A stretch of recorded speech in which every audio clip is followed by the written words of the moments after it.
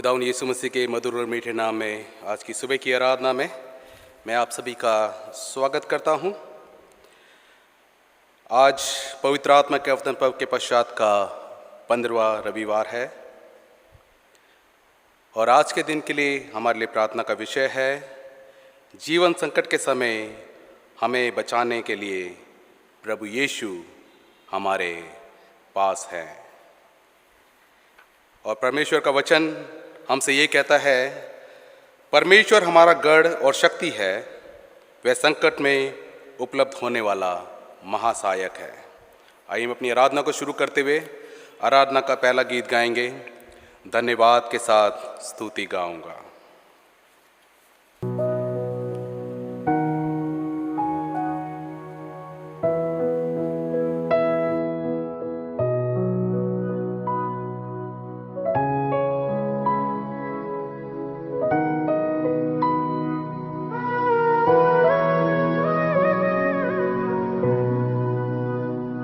धन्यवाद के साथ स्तुति गाऊंगा, हे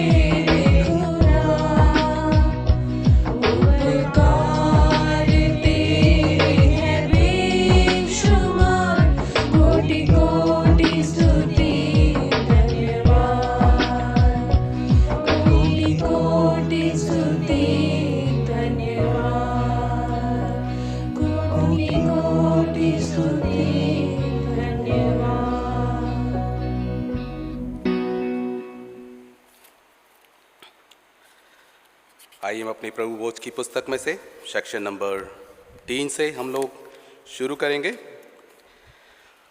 हमारे खुदावंद यीशु मसीह का अनुग्रह, परमेश्वर पिता का प्रेम और पवित्र आत्मा की सहभागिता आप सबके साथ हो। हम सब मिलकर कहें, सर्वशक्तिमान परमेश्वर, आपके सम्मुख सबके हृदय खुले हैं, आप सबकी अभिलाषाओं को जानते हैं और आपसे कोई भी भेद छिपा नहीं है। अपने पवित्र आत्मा की प्रेरणा से हमारे हृदय के विचारों को शुद्ध कीजिए, ताकि हम आपसे पूर्ण रूप से प्रेम करें और योग्य रीति से आपके पवित्र नाम की स्तुति करें। हमारे खुदावंद यीशु मसीह के नाम से आमीन। स्वर्ग में परमेश्वर की महिमा और पृथ्वी पर उसके लोगों को शांति। हे प्रभु परमेश्वर, स्वर्गिक राजा, सर्वशक्तिमान पिता परमेश्वर, हम आपकी आराधना करते, आपको धन्यवाद देते और आपकी महिमा के कारण आपकी स्तुति करते हैं। हे प्रभु यीशु मसीह, परमेश्वर पिता के इकलौते पुत्र, हे प्रभु परमेश्वर, हे परमेश्वर के मेमने, आप जगत का पाप उठा ले जाते हैं, हम पर दया कीजिए। आप पिता की दाहिनी ओर विराजमान हैं, हमारी प्रार्थना स्वीकार कीजिए, क्योंकि आप ही पवित्र हैं, आप ही प्रभु हैं, आप ही यीशु मसीह पवित्र आत्मा के साथ परमेश्वर पिता के महिमा में परम उच्च हैं। आमीन। आइए प्रार्थना करें। धन्यवाद अनुग्रहकारी पिता परमेश्वर, आज के सुंदर दिन के लिए जो आपने हमारे जीवन में दिया है। प्रभु जी, जब हम आपकी आराधना करते हैं, आपकी स्तुति करते हैं, आज के दिन प्रभु जी तेरे वचनों को जब हम लोग पढ़ते हैं, सुनते हैं, होने दे पिता परमेश्वर, हम अपने दिलों को खोलें, अपने दिमागों को खोलें पिता परमेश्वर, ताकि तेरे वचनों को हम लोग सुन के उसको आत्मसात कर सकें, अपने जीवन में ग्रहण कर सकें और तेरे वचन के अनुसार अपने जीवन को व्यतीत कर सकें। होने दे पिता परमेश्वर, तेरे वचन के माध्यम से हमारे जीवन फलदायक होने पाएँ, जिसके द्वारा से प्रभु जी आपके नाम को बहुतायत की महिमा मिलने पाए और प्रभु जी दूसरे लोग भी उसका माध्यम बनने पाएँ और वो भी तेरी आशीष को प्राप्त करने वाले हों। इस प्रार्थना को अपने खुदावंद यीशु मसीह के नाम से मांगते हैं, आमीन। आज के दिन के लिए विशेष प्रार्थना। हे सर्वशक्तिमान पिता, अपनी कलीसिया पर कृपा दृष्टि कीजिए, क्योंकि आपकी सहायता के बिना अपनी धर्म सेवा नहीं कर सकती।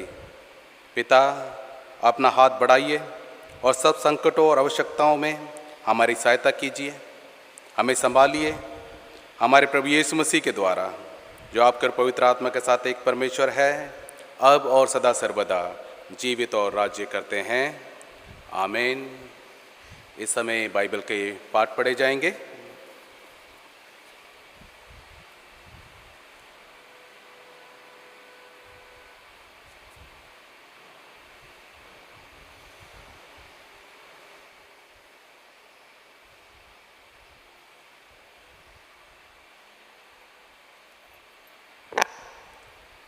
आज का पहला पाठ पहला राजा उसका 19वां अध्याय 1 से 13 तक। एलियाह होरेब पर्वत पर। तब अहाब ने इजेबेल को एलिय्याह के सब काम विस्तार से बताए कि उसने सब नबियों को तलवार से किस प्रकार मार डाला। तब इजेबेल ने एलिय्याह के पास एक दूत के द्वारा कहला भेजा, यदि मैं कल इसी समय तक तेरा प्राण उनका सा न कर डालूं, तो देवता मेरे साथ वैसा ही वरन उससे भी अधिक करे। यह देख एलिय्याह अपना प्राण लेकर भागा और यहूदा के बेशरबा को पहुंचकर अपने सेवक को वहीं छोड़ दिया। परंतु वह स्वयं जंगल में एक दिन के मार्ग पर जाकर एक झाऊ के पेड़ के तले बैठ गया। वहां उसने ये कहकर अपनी मृत्यु मांगी, हे यहोवा, बस है, अब मेरा प्राण ले ले, क्योंकि मैं अपने पुरखाओं से अच्छा नहीं हूँ। वह झाऊ के पेड़ तले लेटकर सो गया और देखो, एक दूत ने उसे छूकर कहा, उठ कर खा। उसने दृष्टि करके क्या देखा कि मेरे सिरहाने पत्थरों पर पकी हुई एक रोटी और एक सुराही पानी रखा है।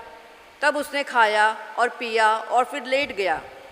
दूसरी बार यहोवा का दूत आया और उसे छूकर कहा, उठकर खा, क्योंकि तुझे बहुत लंबी यात्रा करनी है। तब उसने उठकर खाया पिया और उसी भोजन से बल पाकर 40 दिन रात चलते चलते परमेश्वर के पर्वत होरेब को पहुंचा। वहाँ वह एक गुफा में जाकर टिका और यहोवा का यह वचन उसके पास पहुंचा, हे एलिया, तेरा यहाँ क्या काम? उसने उत्तर दिया, सेनाओं के परमेश्वर यहोवा के निमित्त मुझे बड़ी जलन हुई है, क्योंकि इज़राइलियों ने तेरा वाचा टाल दी, तेरी वेदियों को गिरा दिया और तेरे नबियों को तलवार से घात किया है, और मैं ही अकेला रह गया हूँ और वे मेरे प्राणों के भी खोजी हैं। उसने कहा, निकल कर यहोवा के सम्मुख पर्वत पर खड़ा हो, और यहोवा पास से होकर चला, और यहोवा के सामने एक बड़ी प्रचंड आंधी से पहाड़ फटने और चट्टानें टूटने लगी। तो भी यहोवा उस आंधी में ना था। फिर आंधी के बाद भूकंप हुआ, तो भी यहोवा उस भूकंप में ना था। फिर भूकंप के बाद आग दिखाई दी, तो भी यहोवा उस आग में ना था। फिर आग के बाद एक दबा हुआ धीमा शब्द सुनाई दिया। यह सुनते ही एलिया ने अपना मुंह चादर से ढांपा और वहां जाकर गुफा के द्वार पर खड़ा हुआ। फिर एक शब्द उसे सुनाई दिया, हे एलिया, तेरा यहाँ क्या काम? ये परमेश्वर का वचन है। इसे पढ़े और सुने जाने में हमें आशीष हो।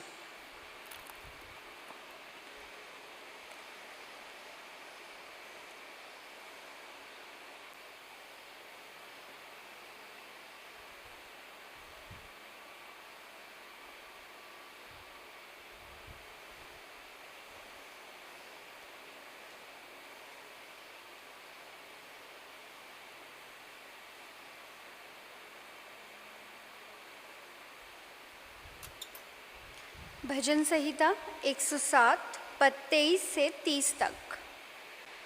जो लोग जहाज़ों में समुद्र पर चलते हैं और महासागर पर होकर व्यापार करते हैं, वे यहोवा के कामों को और उन आश्चर्य कर्मों को जो वे गहरे समुद्र में करता है देखते हैं। क्योंकि वह आज्ञा देता है तब प्रचंड बयार उठकर तरंगों को उठाती है। वे आकाश तक चढ़ जाते हैं, फिर गहराई में उतर आते हैं, और कलेश के मारे उनके जी में जी नहीं रहता।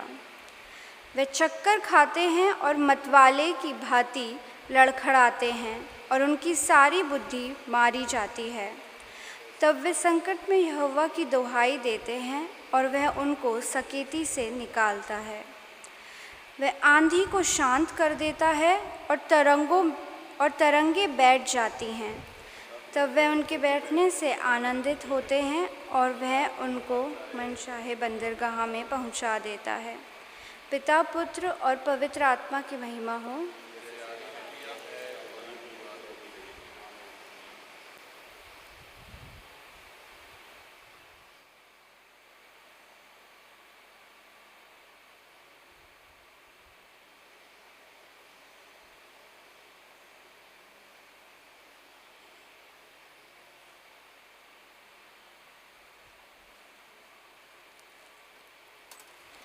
आज का दूसरा पाठ याकूब नामक पुस्तक, उसका पहला अध्याय, उसकी 2 से 8 आयत तक यूँ शुरू होता है।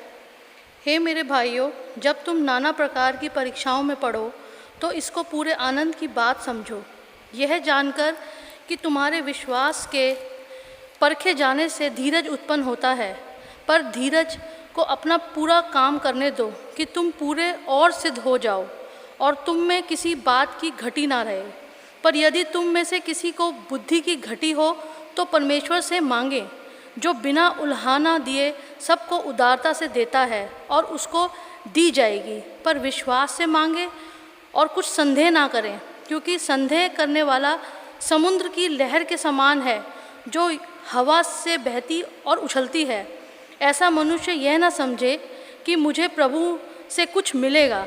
वह व्यक्ति दुचिता है और अपनी सारी बातों में चंचल है। यह परमेश्वर का वचन है। परमेश्वर का धन्यवाद हो।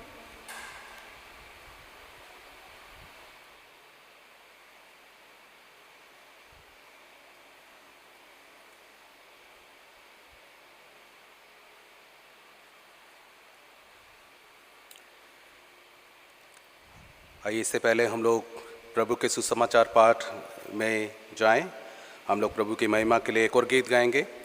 गीत नंबर 795, 795, शरणम शरणम।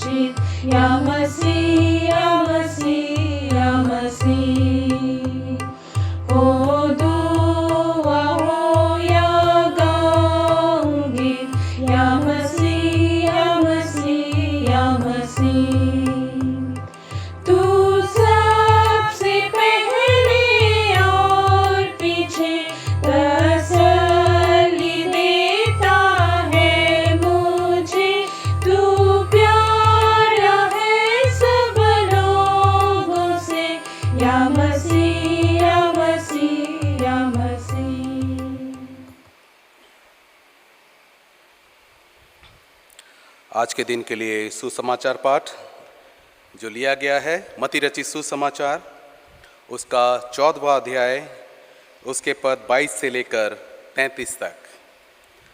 मत्ती 14 22 पद से 33 पद तक। हे प्रभु यीशु क्रिस्त, आपकी महिमा हो। वचन में लिखा है, तब उसने तुरंत अपने चेलों को नाव पर चढ़ने के लिए विवश किया कि वह उससे पहले पार चले जाएं। जब तक वह लोगों को विदा करे, वह लोगों को विदा करके प्रार्थना करने को अलग पहाड़ पर चला गया और सांझ को वह वहाँ अकेला था। उस समय नाव झील के बीच लहरों से डगमगा रही थी, क्योंकि हवा सामने की थी। और यीशु रात के चौथे पहर झील पर चलते हुए उनके पास आया। चेले उसको झील पर चलता हुआ देखकर घबरा गए और कहने लगे, ये भूत है, और डर के मारे चिल्लाने लगे। तब यीशु ने तुरंत उनसे बातें की और कहा, ढांढस बांधो, मैं हूँ, डरो मत। पतरस ने उसको उत्तर दिया, हे प्रभु, यदि तू ही है तो मुझे अपने पास पानी पर चलकर आने की आज्ञा दे। उसने कहा, आ। तब पतरस नाव पर से उतरकर यीशु के पास जाने को पानी पर चलने लगा, पर हवा को देखकर डर गया और जब डूबने लगा तो चिल्लाकर कहा, हे प्रभु, मुझे बचा। यीशु ने तुरंत हाथ बढ़ाकर उसे थाम लिया और उससे कहा, हे अल्पविश्वासी, तूने क्यों संदेह किया? जब वे नाव पर चढ़ गए तो हवा थम गई। इस पर उन्होंने जो नाव पर थे उसे दंडवत करके कहा, सचमुच तू परमेश्वर का पुत्र है। हे ये क्रिस्त का सुसमाचार है। हे प्रभु यीशु क्रिस्त, आपकी स्तुति हो।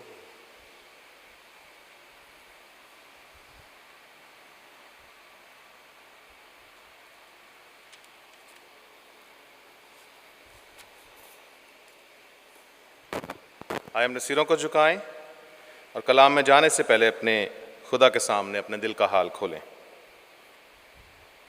आए हमारे जिंदा बाप, हम आपकी हजूरी में आते हैं और आपको शुक्र देते हैं आज के इस वक्त के लिए जो आपने हमें अता फरमाया है कि हम आपके कलाम से रूबरू हों।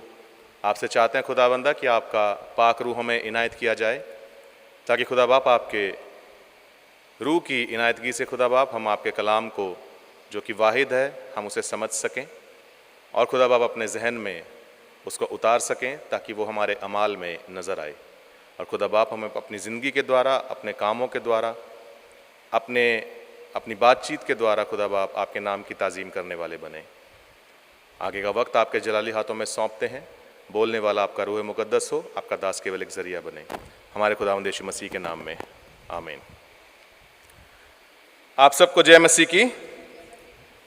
आज हम पुनरुत्थान पर्व के बाद 15वें इतवार में हैं और जैसा कि स्टार्टिंग में अनाउंस किया गया था, आज का जो विषय है वो हमें सिखाता है कि ज़िंदगी के तूफ़ानों में, ज़िंदगी के संकटों में हमारा परमेश्वर हमारे नज़दीक रहता है, हमारे पास रहता है, हमारे साथ मौजूद रहता है। और खुदावंद के लोगों, हमने जो पैसेज पढ़े हैं आज के दिन में, वो इस चीज़ को किसी ना किसी तरह से टच करते हैं। लेकिन मैं चाहूँगा अगर आपके पास अपनी बाइबल लेकर के अगर आप बैठे हैं तो आप निकाल लें मत्ती रचित सुसमाचार, जो आज हमने इंजील का भाग पढ़ा है, उसका 14 अध्याय 22 से लेकर 31 पद तक, 22 से 33 पद, माफ़ कीजिएगा, मत्ती 14 22 से 33 पद तक। खुदा के लोगों, ये वो पैसेज है जिसको हमने बहुत मर्तबा पढ़ा है और हम सब इसके बारे में जानते हैं कि प्रभु यीशु मसीह ने अपने चेलों को नाव में बिठा करके उनको भेज दिया और रात के चौथे पहर में प्रभु यीशु मसीह पानी पर चलते हुए अपने चेलों के पास आए। चेलों ने उन्होंने देखा और वो डर गए और उसके बाद प्रभु यीशु मसीह से पतरस बोलते हैं कि यदि तू वाकई में प्रभु है तो हुक्म दे कि मैं तेरे पास आ सकूं। और प्रभु बोलते हैं ठीक है, आजा। और वो पानी पर चलने लगता है और पानी पर चलने के बाद जब तक वो प्रभु पर केंद्रित रहता है वो पानी की सतह पर चल पाता है, लेकिन जैसे ही उसका जहन प्रभु से हटता है, उसका ध्यान कहीं और जाता है, उसी पानी में जिस पर वो अभी तक चल रहा था वो डूबने लगता है। और जब वो डूबता है तब वो पुकार कर बोलता है, हे प्रभु मुझे बचा। और प्रभु का वचन बयान करता है कि प्रभु उसका हाथ पकड़ते हैं और उसको संभालते हैं और उसे बोलते हैं कि हे अल्प विश्वासी, तेरा विश्वास कहां रहा। खुदा के लोगों, ये इस पूरे इन 10 आयतों के अंदर मैं 3 चीजों के ऊपर आज फोकस आपका जो है उसका केंद्रित करूंगा।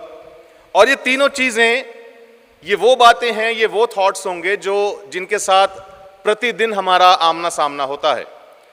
और ये पैसेज ये सिर्फ उस जमाने के लोगों के लिए या एक कहानी भर हमारे सामने रखने के तौर पे नहीं है। ये हमसे हर रोज, हर तरीके से, हर मुनासिब वे में हमसे बात करता है। पहली चीज जो यहां पर हमारे को देखने को मिलती है, 22वीं जब हम पढ़ते हैं, यहां पे लिखा हुआ है, तब उसने तुरंत अपने चेलों को नाव पर चढ़ने के लिए विवश किया कि वे उससे पहले पार चले जाएं, तब तक वह लोगों को विदा करे। अब खुदा के लोगों, यहां पे हमें समझना पड़ेगा कि ये तब शब्द से क्यों स्टार्ट होता है। अर्थात कुछ हुआ है इससे पहले, कुछ घटना घटी है इससे पहले, और उसके बाद प्रभु यीशु मसीह अपने चेलों को, कलाम में लिखा है कि विवश करते हैं।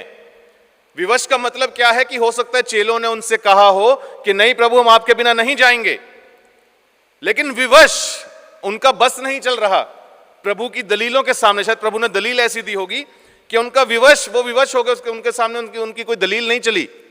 उनकी सेवरल रिक्वेस्ट जो उन्होंने प्रभु के सामने रखी होंगी, कोई रिक्वेस्ट प्रभु ने नहीं मानी। प्रभु ने बोला नहीं, तुम जाओ। आपको पता है खुदा के लोगों, ये पहली चीज किस चीज की तरफ इशारा करती है, और इसको हमें समझना क्यों इंपॉर्टेंट है। रीजन ये है मेरे अजीजों कि प्रभु ने अपने चेलों के साथ इस घटना के प्रारंभ होने से पहले, उनको नाव में चढ़ाने से पहले कुछ किया था। और क्या किया था? वहां पर 5000 पुरुषों को प्रभु ने खाना खिलाया था with just 2 fishes and 5 lobes. एक बहुत बड़ी, एक ऐसी अनूठा एक काम करके दिखाया था, जिसके बाद प्रभु की ये शायद अपेक्षा होगी कि मेरे चेलों में ये इतना बड़ा काम देखने के बाद विश्वास पैदा हुआ होगा। और प्रभु ने शायद उस विश्वास की परख करने के लिए उनसे कहा कि तुम नाव में बैठो और पार पहुंचो। इसका यह मतलब नहीं है कि प्रभु को नहीं पता था what is going to come. इसका यह मतलब नहीं है कि प्रभु को शायद अंदाजा नहीं था कि उनको क्या चीज फेस करनी पड़ेगी अगर प्रभु उनके साथ नाव में मौजूद नहीं होंगे। लेकिन प्रभु चाहते थे कि चेले अपने विश्वास को पहचानें, विश्वास करना सीखें और अपने विश्वास को कार्यान्वित करना सीखें, उनको प्रैक्टिस करना है अपना फेथ। और खुदा के लोगों, यही वो परिस्थिति है जिससे आज हम मसीही जूझ रहे हैं। अक्सर होता ही है कि हम क्रिश्चियंस होने के नाते हम ऐसा मान लेते हैं कि जी सब कुछ ठीक ही ठीक होगा, सब कुछ बढ़िया बढ़िया ही होगा, लेकिन हम भूल जाते हैं कि बहुत सी मर्तबा हमारा परमेश्वर हमें विवश करता है कि हम ऐसे हालातों को फेस करें, ऐसे चैलेंजेस को फेस करें, ऐसी हार्डशिप्स को फेस करें जिसमें हम अपने फेथ को डिस्कवर कर सकें, हम अपने विश्वास को पहचान सकें, और ना सिर्फ पहचान सकें बल्कि अपने विश्वास को कार्यशील कर सकें। आज बहुत से मसीहों को विश्वास, पहली बात तो करना नहीं आता। अगर करना आता है तो अपने विश्वास से काम कैसे लेना है, मसीहों को यह नहीं आता। और यही वो वजह है खुदा के लोगों कि अक्सर जब हमें विश्वास के द्वारा फतेह पाने वाले हालातों में खुदावंद लेकर के जाते हैं, हम हार जाते हैं। उसके बाद होता क्या है कि हम यहां वहां भागते हैं। हम कभी प्रॉफिट साहब के पीछे भागते हैं, कभी हम अपोस्टल के पीछे भागते हैं, कभी हम बिशप साहब के पीछे भागते हैं, कभी हम पासबानों के पीछे भागते हैं। कहीं कोई पेश नहीं चलती तो फाइनली हम सोचते हैं कि इस चर्च में मेरा कुछ नहीं हो रहा, let me go and find out some other church. और मैं आपको बताना चाहूंगा, आपकी परेशानियां आपका पीछा नहीं छोड़ेंगी, क्योंकि ये प्रभु की मर्जी है, क्योंकि ये प्रभु ने आपको विवश किया है that you must face these hardships. और हम भूल जाते हैं। अपने जीवन में यदि हम कोई किसी ऐसी कमी को, किसी ऐसे चैलेंज को अगर फेस कर रहे हैं खुदावन के लोगों, मैं आपको बताना चाहूंगा हम कलाम से सीख पाएं, हम खुदा की आत्मा से सीखें, खुदा के रूह से सीखें और खुदा से कहें कि खुदा बाप जो तू मुझे सिखाना चाहता है वो मुझे सिखा और मेरी नाव को इस तूफान में से पार लगा। क्योंकि जो आज का विषय है वो हमें सिखाता है कि जिंदगी के हालातों में, जिंदगी के संकटों में, जिंदगी की चिंताओं में, जिंदगी के तूफानों में हमारा खुदावंद हमारे नजदीक है। और इस चीज को जिस दिन हमें प्रैक्टिस करना आ जाएगा, जिस दिन हम इस चीज को जीना सीख जाएंगे, हमारी आधी से ज्यादा समस्याएं खत्म हो जाएंगी। दूसरी चीज जो इस पैसेज का दूसरा केंद्र बिंदु है, 25वीं आयत से आगे पढ़ूंगा। और यीशु रात के चौथे पहर झील पर चलते हुए उनके पास आया। चेले उसको झील पर चलते हुए देखकर घबरा गए और कहने लगे, ये भूत है, और डर के मारे चिल्लाने लगे। तब यीशु ने तुरंत उनसे बातें की और कहा, ढाढ़स बांधो, मैं हूं, डरो मत। Jesus came walking on the water. अब ये पानी पर चल के आना, आपको पता है खुदा के लोगों, एक बहुत बड़ा चिन्ह प्रभु यीशु मसीह उनको दिखा रहे हैं। और ये चिन्ह प्रभु यीशु मसीह ने जानबूझकर उनको दिखाया ताकि उनकी मेमोरी रिफ्रेश हो कि ये हो क्या रहा है। और अगर आप इस चीज को समझते हैं तो खुदा के लोगों, आपको जाना पड़ेगा उत्पत्ति में, जहां पे खुदा के रूह के बारे में कुछ लिखा हुआ है। इब्तिदा में खुदा का रूह पानियों के ऊपर मंडराता था। दुनिया रची जाने से पहले खुदा का आत्मा वाहिद रूह मौजूद था जो पानियों पर मंडराता था। जब खलकत पैदा नहीं हुई थी, that was a sign given to the disciples. They were witnessing such a wonderful thing right before their eyes. जो कलाम में लिखा जा चुका है बहुत पहले, बहुत अरसा पहले, वो उस चीज को लाइव वो अपनी आंखों के सामने जिंदे तौर पे देख रहे थे। और उसके बाद दूसरी चीज आती है, एक रिमाइंडर। और ये रिमाइंडर आता है खुदा के लोगों, हर विश्वासी के लिए, हर विश्वासी के लिए रिमाइंडर ये है खुदा के लोगों कि वही इब्तिदा में जो रूह था, वही रूह आज भी है और वही रूह कल भी होगा। ये कायनात, ये खलकत जब तक बनी रहेगी, खुदा का वही वाहिद आत्मा जो कल था, आज है और तब तक रहेगा। इस पूरे सिनेरियो में मैं कहां खुद को फिट करता हूं, ये मैं अपने आप से पूछ लूं। आपको पता है खुदा के लोगों, विश्वास ना होने पर क्या होता है, जो इन चेलों के साथ हुआ। आपको पता है अविश्वासी आंखें कभी भी खुदा के जलाल को पहचान नहीं सकती। इनके पास विश्वास की कमी थी, तो ये प्रभु को देख करके बोलते हैं, अरे ये तो भूत है। चिल्लाने लगे, वचन में लिखा ना, घबरा गए और चिल्लाने लगे कि ये तो भूत है। आज भी खुदा के लोगों, हमारी आंखों के सामने यही हो रहा है और हम समझ नहीं पा रहे हैं। आप आंखें उठा करके देखिए उन लोगों को जिन्होंने आज तक प्रभु के नाम को, प्रभु के काम को, प्रभु के कुर्बानी को नहीं समझा। उनके लिए प्रभु यीशु मसीह का कोई भी कार्य, कोई भी मिरेकल, कोई भी ऐसा वंडरफुल एक्शन, उनके लिए वो पता क्या बोलते हैं, ये तो जी जादू मंतर करते हैं। आपने सुना होगा आजकल, ये तो जी जादू मंतर करते हैं। कसूर उनका नहीं है, कसूर उनकी बंद हुई हुई विश्वासियों की आंखें हैं। और खुदा के लोगों, हम बाद में बात करें उन कम्युनिटीज के बारे में, उन लोगों के बारे में जिनके ऐसे अखलाक है, जिनके ऐसे ख्यालात हैं। हम पहले बात करें अपने बारे में। बाज दफा यह होता है कि हमारी आंखों के सामने हम कुछ देख रहे होते हैं, लेकिन हम उसको पहचान पाने में असमर्थ हो जाते हैं। रीजन शायद यह है कि हमारी विश्वासी की आंखें, एक विश्वासी को जो खुदा देता है वो हमने मूंद ली हैं। आपको पता है, आप यशायाह की पुस्तक में जाएंगे, वहां पे एक बड़ी इनक्रेडिबल चीज लिखी हुई है। वहां पे लिखा हुआ है कि प्रभु ने तुम्हारी नबी रूपी आंखों को बंद कर दिया है। हम दर्शन की बातें समझ नहीं पा रहे हैं। हम आने वाली चीजों की तरफ, जो घटनाएं घट रही है, प्रभु हमें दिखा रहा है हमारी आंखों के सामने, हम देख नहीं पा रहे हैं। एंड वर्स्ट ऑफ ऑल, अगर हम उन ग्लोरी, उन महिमा भरी चीजों को पहचान पाना तो एक अलग बात हुई, अगर हम उनको अपनी टर्मिनोलॉजी में उनको कुछ और बोलने लग जाएं, जैसे कि ये लोग बोलने लगे जब घबरा गए, बोले कि अरे ये तो भूत है। प्रभु बोलते हैं घबराओ मत, मैं ही हूं। यही चिन्ह मैं तुम्हारे को दिखाना चाह रहा था कि इब्तिदा में भी मैं ही था जो पानियों पे मंडराता था। आज भी मैं हूं जो तुम्हारे सामने पानियों पर चल करके तुम्हारे सामने आता हूं, और रिमाइंडर यह है तुम्हारे लिए कि कल जब तुम इन पानियों के ऊपर दोबारा चलो तब भी मैं तुम्हारे साथ होऊंगा। लेकिन प्रभु एक चीज बोलते हैं कि मेरी भेड़ें मेरा शब्द जानती हैं। जो खुदा के गले की भेड़ें हैं वो खुदा की वाणी को पहचानती हैं, खुदा की आवाज को पहचानती हैं, और प्रभु बोलते हैं कि वो मेरे पीछे पीछे चलती हैं। खुदा के लोगों, अगर मैं अपने आप को खुदा के गले की भेड़ मानता हूं तो मेरे वो कान खुले होने चाहिए, मेरी वो आंखें खुली होनी चाहिए कि मैं खुदा के जलाल का तसव्वुर कर सकूं, मैं खुदा के जलाल को पहचान सकूं। और जब खुदा मेरे सामने बड़ी बड़ी बातें मुझे दिखाने लगे, मैं घबरा ना जाऊं और घबरा करके मेरे मुंह से कुछ ऐसा ना निकल जाए जो नहीं निकलना चाहिए। गैर कौमें बोलती हैं, अरे ये तो जादू मंतर करते हैं, चंगाई ऐसे होती है, हमारे साथ चलें, हॉस्पिटल चलें, हम दिखाएंगे, इन बीमारों को चंगे करके दिखाएं। खुदा के लोगों, कसूर उनका नहीं है, कसूर है उनकी बंद हुई अविश्वासी आंखें। तीसरी चीज बता करके जल्दी से खत्म करूंगा। 31वीं आयत से आगे देखिए क्या लिखा हुआ है। यीशु ने तुरंत हाथ बढ़ाकर उसे थाम लिया और उससे कहा, हे अल्प विश्वासी, तूने क्यों संदेह किया? जब वे नाव पर चढ़ गए तब वो हवा थम गई। इस पर उन्होंने जो नाव पर थे उसे दंडवत करके कहा, सचमुच तू परमेश्वर का पुत्र है।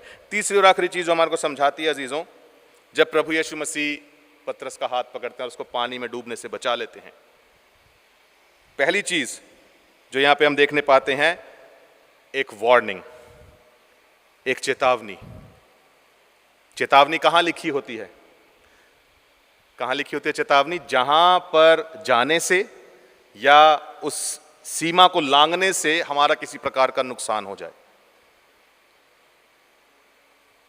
कोई ऐसा खतरा जो आपकी जान पर भारी पड़ जाए, वहां पर चेतावनी लिखी होती है। अक्सर हम, अब तो खैर सब रेलवे क्रॉसिंग्स पर फ्लाईओवर बनते जा रहे हैं, लेकिन अगर हम थोड़ा सा पीछे जाएं, 10 साल 15 साल पीछे चले जाएं, जब फाटक हुआ करते थे, रेलवे फाटक हुआ करते थे, वहां पर लिखा होता था, एक स्कल का साइन बना होता था, दो उसके नीचे ऐसे बोन्स बनी होती थी और नीचे लिखा होता था खतरा।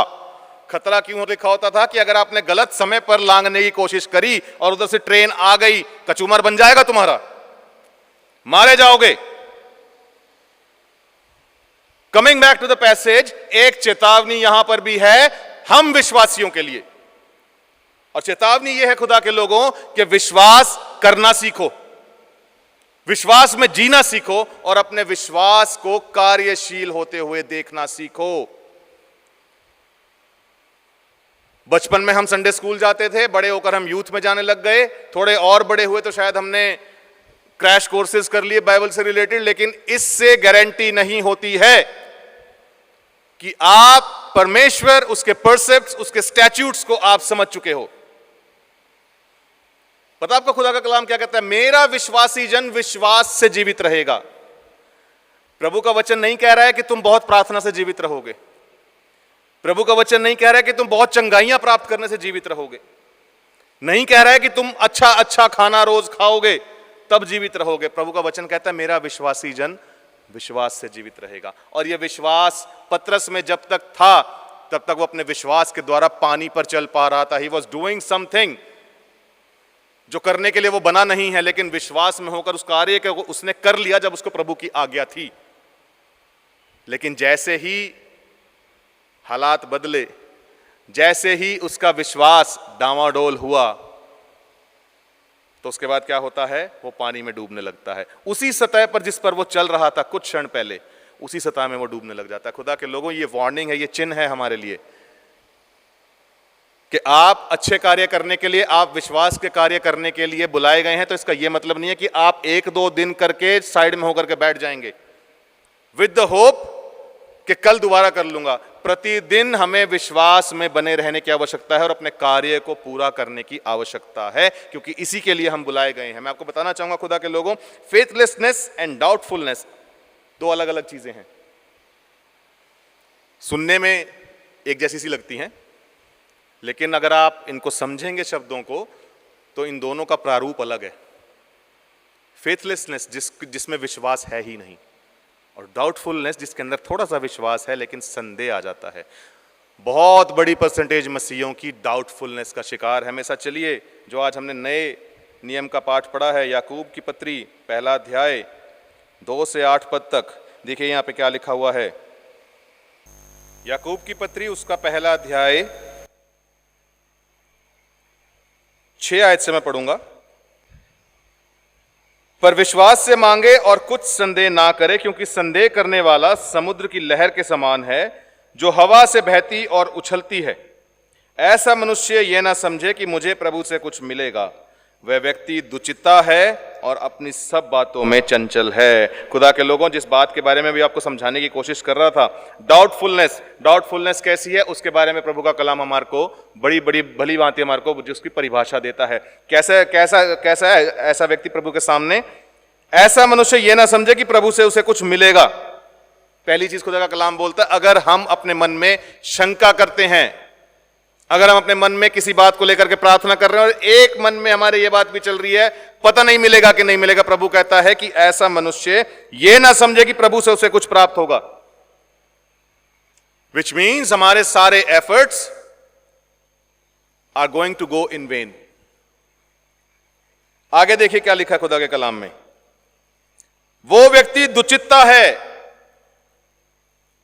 चित्त हिंदी का भी शब्द है और पंजाबी लैंग्वेज में भी इसका इस्तेमाल होता है, जिसको मन कहा जाता है हिंदी में, सरल भाषा में।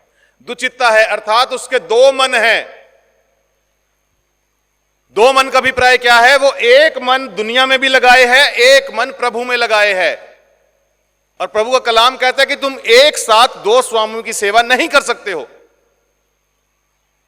या तो हम पूर्णता दुनिया की तरफ हो जाएं और या तो हम पूर्णता प्रभु की तरफ हो जाएं। खुदा के लोगों को अध विचकार बीच में लटक रहे हैं। यह हमारे लिए बड़ी एक भारी चेतावनी है जिससे हमें पार पाना है। प्रकाशित वाक्य इस चीज के बारे में बयान करता है कि तू ना तो गर्म है और ना तो तू ठंडा है, तू गुनगुना है। और देख, मैं तुझे अपने मुंह से उगल देने पर हूं। एक वार्निंग है हमारे लिए। You are lukewarm. एक वार्निंग है हमारे लिए। खुदा के लोगों, हमें समझना है इस चीज को। और समझना यह है खुदा के लोगों कि हमारे कार्य, यदि हमारे सारे कार्यों से, हमारे सारे अमालों से, हमारे विश्वास से अगर हम प्रभु के नाम को ताजीम दे पाने में असमर्थ हैं, तो खुदा की दृष्टि में पहली चीज, कुछ नहीं मिलेगा हमें। दूसरी चीज, हम खुदा की दृष्टि में कैसे हैं? हम दो मन वाले हैं, दुचित्ते हैं, दो स्वामियों की सेवा कर रहे हैं।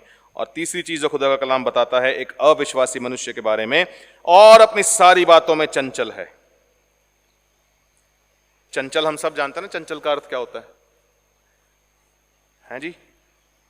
कोई बच्चा बहुत शरारतें करता है ना, बच्चे हम आजकल देखेंगे तो बच्चे किसी एक काम में फोकस नहीं होते हैं। मेरा छोटा बेटा है, अभी निर्भय 5 साल का है। मैं अक्सर उसके लिए उसकी मम्मी ये बात बोलती है कि ये बड़ा चंचल है। उसकी नानी भी ये बात बोलती है, बहुत चंचल है, छलांग मार के यहां, फिर कुछ करने लग जाएगा, फिर छलांग मार के वहां कुछ और करने लग जाएगा। ऐसा ही हाल कई बार विश्वासियों का भी होता है। कभी हम सोचते हैं कि अब से मैं रोज रात को उठ करके 3 बजे प्रार्थना करूंगा, and I continue for some days. उसके बाद जब मुझे लगता है कि कुछ रिजल्ट हासिल नहीं हो रहा, फिर मैं सोचता हूं कि अरे 3 बजे वाली प्रार्थना छोड़ करके रात को अब मैं फास्टिंग करने लग जाऊंगा। फिर हम कुछ और करने लग जाते हैं, फिर हमारा मन हमारे को कुछ और समझाता है और हम कुछ और करने लग जाते हैं। बाय द टाइम हम बहुत लंबा अरसा गुजार चुके हैं और हमारे को समझ में आता है कि अरे कुछ भी हासिल नहीं हुआ, उसके बाद हम अपने विश्वास की इस जंग को हार के बैठ जाते हैं। रीजन क्या है? कि हमारे को सही मायने में ईमान रखना आया ही नहीं। और इस सब की शुरुआत कहां से होती है? कि जब हमारा फोकस हमारे प्रभु पर होगा, जब हमारा फोकस उसकी कही हुई बातों पर होगा, जो वो हमें प्रतिदिन सिखाना चाहता है, जो वो हमारे को प्रतिदिन बताता है, हमें सिखाता है, हमसे चाहता है कि हम हर रोज करें। यदि हमारा फोकस उन बातों से हटेगा तो हमारे हालत ऐसी हो जाएगी जैसी इस समय पतरस की हो गई। जब वो फोकस हटाता है, उसका ध्यान भंग होता है, वो पानी में डूबने लगता है। खुदा के लोगों, आज भी अगर हम अपने जीवनों को ताकेंगे तो हम इस हालत के साथ जो पतरस की इस समय हालत है, अपने आप को रिलेट कर सकेंगे। हमारे जिंदगियों के अंदर भी बहुत से ऐसे तूफान हैं, बहुत से ऐसे समुद्र हैं जिनकी सतह पर हम चल रहे थे, लेकिन धीमे से एक वक्त आया, हम अपने आप को उसमें डूबता हुआ फील कर रहे हैं। और इस डूबते हुए, कभी डूबते हुए व्यक्ति को अगर आप देखेंगे ना, तो वो छटपटाता है, हाथ मारता है इधर उधर, कोशिश करता है पानी से बाहर निकलने की। खुदा के लोगों, कहीं हमारी हालत ऐसी ना हो जाए। उस हालत से अपने आप को बचाने के लिए आज हमारे को अपने प्रभु की तरफ अपनी आंखों को लगाना पड़ेगा।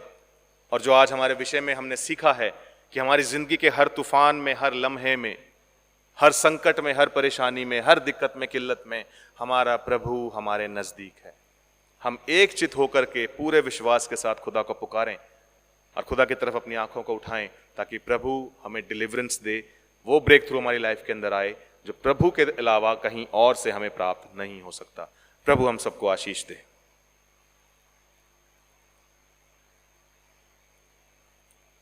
हमने प्रभु के कलाम को ईमान से सुना है। आइए हम अपने ईमान का अंगीकार करें, हम अपने विश्वास का अंगीकार करें। नीकिया के विश्वास वचन के शब्दों में सफ़ा नंबर 108 हमारी प्रभु भोज की पुस्तिका में, हम एक परमेश्वर सर्वशक्तिमान पिता पर विश्वास करते हैं। वह स्वर्ग और पृथ्वी का और समस्त दृश्य एवं अदृश्य वस्तुओं का करता है। हम एक प्रभु यीशु मसीह पर विश्वास करते हैं। वह परमेश्वर का एकलौता पुत्र, सर्वयुगों से पहले पिता से उत्पन्न, परमेश्वर से परमेश्वर, ज्योति से ज्योति, सत्य परमेश्वर से सत्य परमेश्वर, कृत नहीं वरन उत्पन्न है।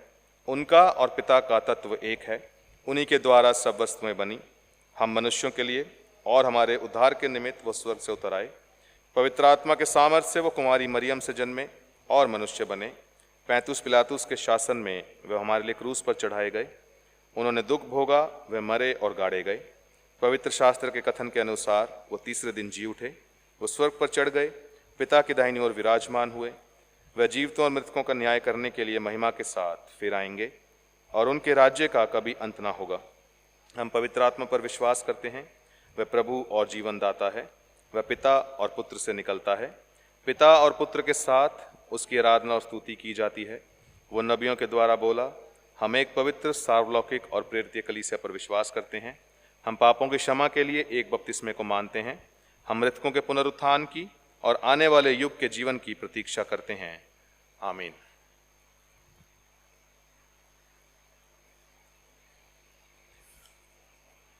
सूचनाएं।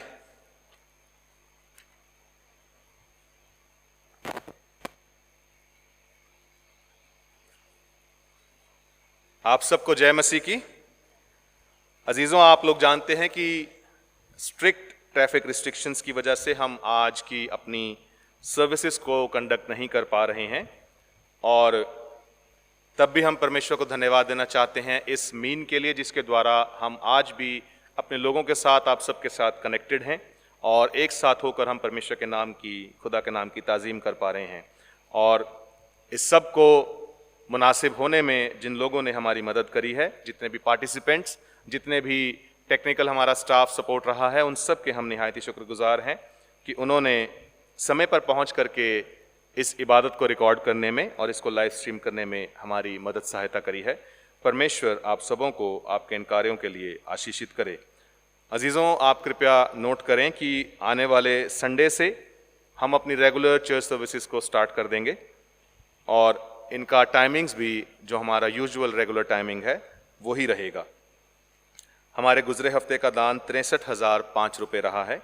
परमेश्वर आपके अनुदानों के लिए और आपके हर तरह के सपोर्ट के लिए आपको आशीषित करे।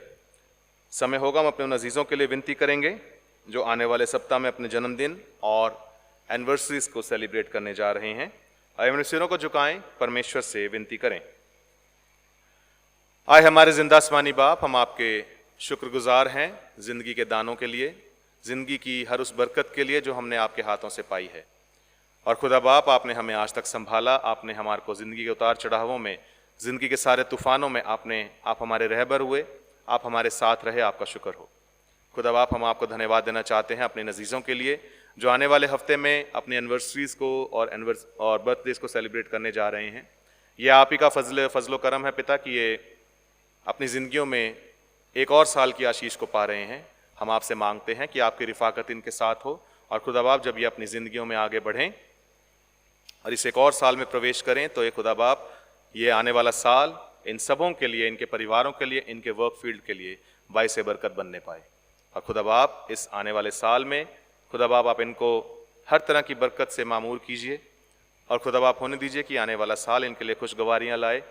इनके लिए मेरे बाप आसमानी वो समय ठहरे जो इनके सारे बंद कामों को खोल देने वाला समय बन जाए। और खुदा बाप पहले से अधिक बढ़कर या इस साल में अपने साथ अपने आपके रिश्ते को पहले से ज़्यादा मजबूत करने पाएँ, पहले से ज़्यादा आपकी मौजूदगी को अपने नज़दीक महसूस करने पाएँ, और खुदा बाप सबसे अधिक बढ़ के अपनी आत्मा को खुदा बाप आपके साथ एक करने में पिता परमेश्वर जी ये साल इनका सहायक हो। पिता शुक्र हो, आपने हमारी दुआ को सुना है और इबादत के इस भाग तक आने में आपने हमारी सहायता मदद करी है। आपके मुबारक नाम में हम इस दुआ को मांगते हैं, हमारी इस दुआ को सुने और स्वीकार करें, प्रभु यीशु मसीह के नाम में, आमीन। समय होगा हम अपने परहित निवेदन प्रभु के सामने लाएंगे।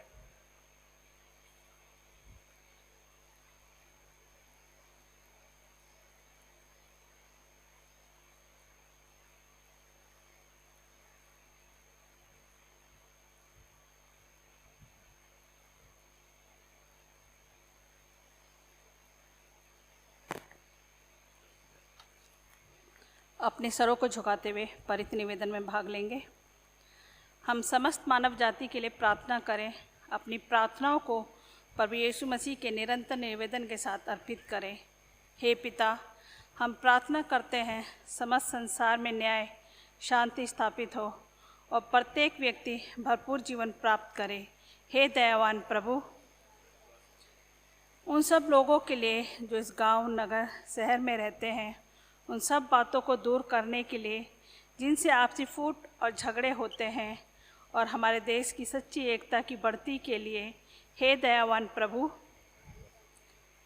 उन सब लोगों के लिए जो कृषि, उद्योग अथवा व्यापार में लगे हुए हैं, सब मजदूरों, कारीगरों के लिए, और उन सब के लिए जो हमारे देश की रक्षा करते हैं, हे दयावान प्रभु, अध्यापकों और छात्रों, वैज्ञानिकों, लेखकों और कलाकारों, और उन सब व्यक्तियों के लिए जो अन्य लोगों के विचारों और भावनाओं को प्रभावित करते हैं, हे दयावान प्रभु, उन सब लोगों के लिए जो दुखी हैं, बेरोजगार हैं, भूखे प्यासे, दरिद्र और दलित हैं, बीमार, हमारी कलीसिया के लोग, Anna George, Olive Jackson, Serin Cook, Shelly Gupta, Honey William, Punya Thangaraj, Meenu Sharma, Vijay Noel James, Manmohan Singh Chaudhary, Thomas Davis, Vansh Swami, Meenu Peterson, Mark Tully and Paul, और जो ऐसे लोगों की देखभाल करते हैं, उन सब व्यक्तियों के लिए जो ऐसे लोगों की सेवा करते और सहायता करते हैं, हे दयावान प्रभु, हमारे तथा अन्य देशों के सब शासकों के लिए, विशेषकर हमारे राष्ट्रपति, प्रधानमंत्री, इस राज्य के राज्यपाल और मुख्यमंत्री, और उनके लिए भी जो लोगों पर किसी प्रकार का अधिकार रखते हैं, हे दयावान प्रभु, संपूर्ण मसीह समाज की एकता और मेल मिलाप के लिए और समस्त संसार में उनकी गवाही और सेवा कार्य के लिए, हे दयावान प्रभु,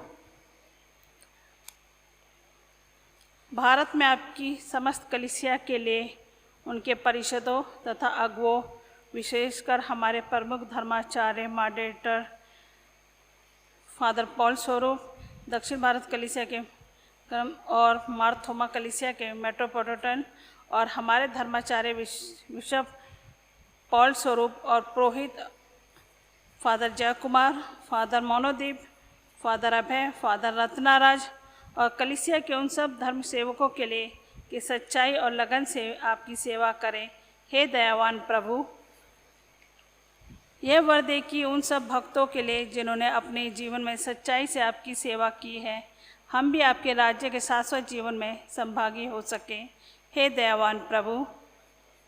अगर प्रार्थना हम साथ में बोलेंगे, हे स्वर्गीय पिता, अपने राज्य को शीघ्र प्रकट कीजिए और हमारी इन प्रार्थनाओं को सुनिए। हम आपके पुत्र और प्रभु और उद्धारकर्ता यीशु मसीह के नाम से मांगते हैं, आमीन।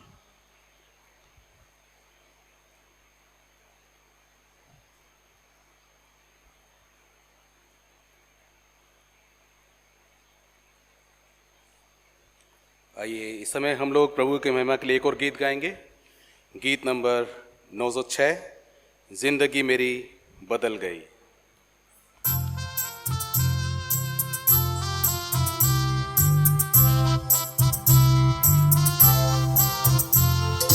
जिंदगी मेरी बदल गई, जब से मसीह को पाया है। खिल गई है कलियां नई, यीशु बहार लाया है। जिंदगी मेरी बदल गई, जब से मसीह को पाया है।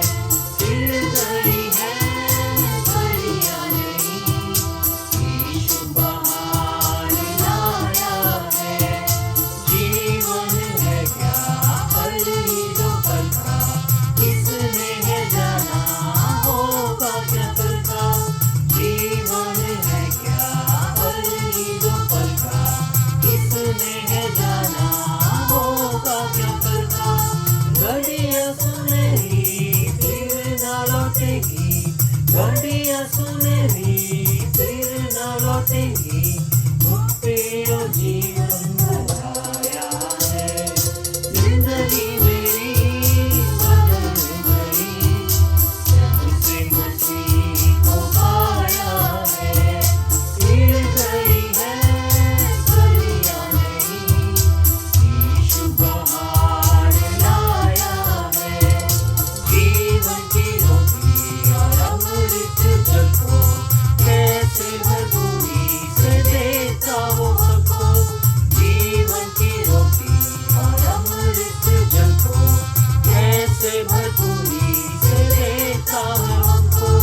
लहू बहा के पाप हमारा, लहू बहा के पाप हमारा, प्यारे प्रभु ने उठाया है।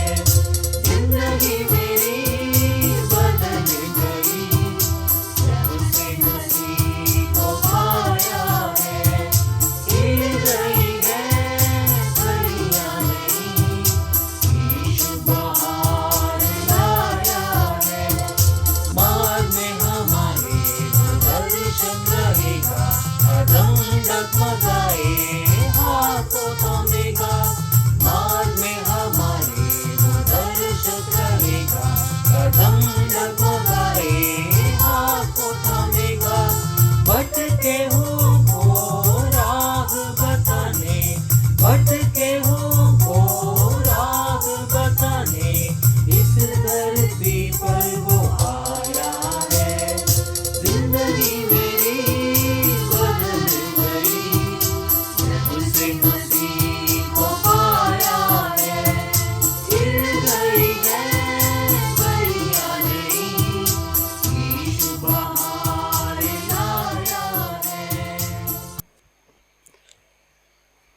आइए जिस प्रकार हमारे उद्धारकर्ता मसीह ने हमें सिखाया है, हम सब मिलकर प्रभु की प्रार्थना एक साथ करें। हे हमारे स्वर्गीय पिता, आपका नाम पवित्र माना जाए, आपका राज्य आए, आपकी इच्छा जैसे स्वर्ग में पूरी होती है वैसे पृथ्वी पर भी पूरी हो। आप हमारे दिन भर की रोटी आज हमें दीजिए। आप हमारे अपराधों को क्षमा कीजिए जैसे हमने अपने अपराधियों को क्षमा किया है। आप हमें परीक्षा में मत डालिए परंतु बुराई से बचा लीजिए, क्योंकि राज्य, पराक्रम और महिमा अब और सदा सर्वदा आपके ही हैं। आमीन। परमेश्वर की शांति जो सारी समझ से परे है, परमेश्वर और उसके पुत्र हमारे प्रभु यीशु मसीह के ज्ञान और प्रेम में आपके हृदय और विचारों को सुरक्षित रखे, और सर्वशक्तिमान परमेश्वर पिता, पुत्र और पवित्र आत्मा की आशीष आप पर हो और आपके साथ सदा सर्वदा बनी रहे। आमीन। शांति से पूर्ण होकर जाइए, प्रभु से प्रेम कीजिए और उसकी सेवा में लगे रहिए, मसीह के नाम में। आमीन। आइए आज की आराधना का हम लोग अंतिम गीत गाएंगे, गीत नंबर 679, तेरा प्यार है महान, तेरा प्यार है महान।